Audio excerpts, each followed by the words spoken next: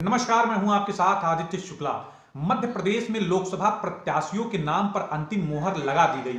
गुरुवार शाम को देर रात तक प्रधानमंत्री मोदी की उपस्थिति में भारतीय जनता पार्टी की राष्ट्रीय कार्य समिति की मीटिंग हुई, जिसमें लोकसभा प्रत्याशियों पर अंतिम मोहर लगा दी गई।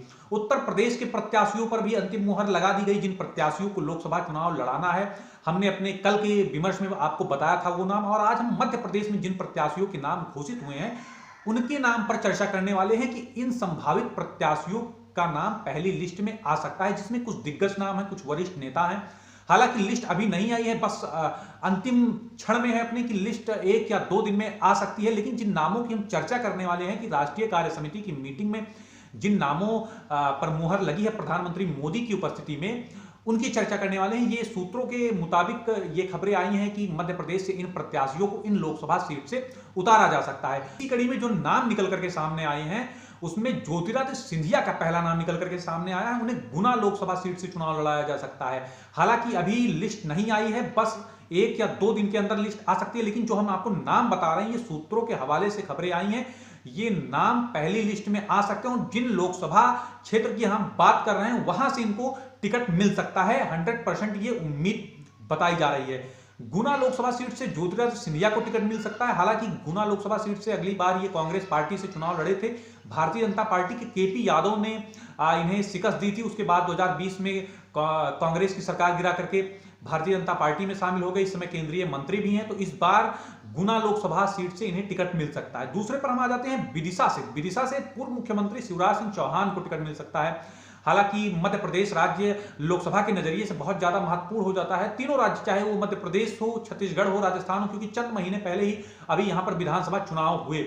और अब ये देखना होगा कि विधानसभा चुनाव के जो नतीजे आए उसके अनुसार लोकसभा चुनाव में एंटी इनकम्बेंसी होती है भाजपा के लिए या फिर प्रो इनकम्बेंसी होती है। शिवराज सिंह चौहान को विदिशा से टिकट मिल सकता है। हालांकि भारतीय जनता पार्टी सूत्रों के मुताबिक इन्हें भोपाल से लड़ाना चाह रही थी, लेकिन इनकी अपनी मनपसंद सीट विदिशा है।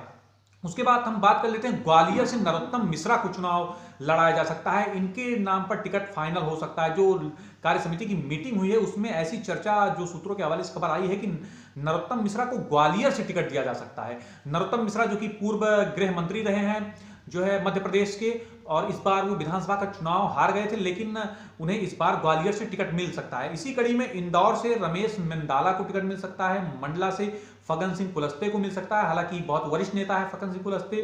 भोपाल से आलोक शर्मा, सागर से लता वानखेड़े। ये जो हमारे पास जो है 7 नाम हैं। इन जिस लोकसभा से हमने इनकी चर्चा की आपके सामने कि इस लोकसभा से इन प्रत्याशियों को टिकट मिल सकता है। ये मान के चलिए 1 या 2 प्रत्याशी की तत्कालीन स्थिति को देख करके टिकट इधर से उधर कर लिया जाए। नहीं तो मैंने जितना नाम आपको बताया है, सूत्रों के हवाले से जो खबर मिल रही है कि इन पर टिकट, इस लोकसभा से इन प्रत्याशियों के नाम पर टिकट फाइनल कर दी गई है। बस आने के बाद सब कुछ स्पष्ट हो जाएगा।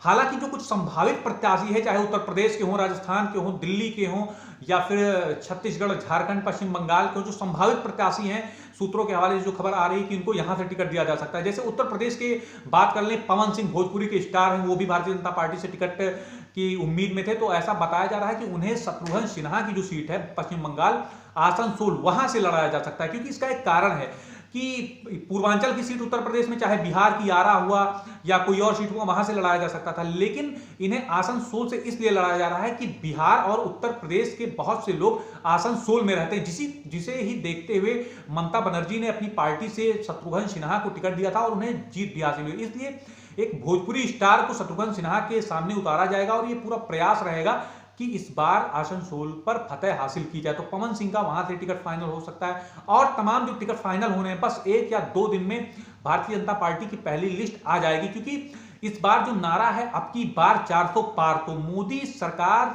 और मोदी जो भारतीय जनता पार्टी है वो पूरे प्रयास में है कि इस बार ऐसे कैंडिडेटों को टिकट दिया जाना है कि जो सीट निकाल सके, क्योंकि किसी भी प्रकार का रिस्क नहीं लेने वाली है। तो ये संभावित प्रत्याशियों के नाम थे।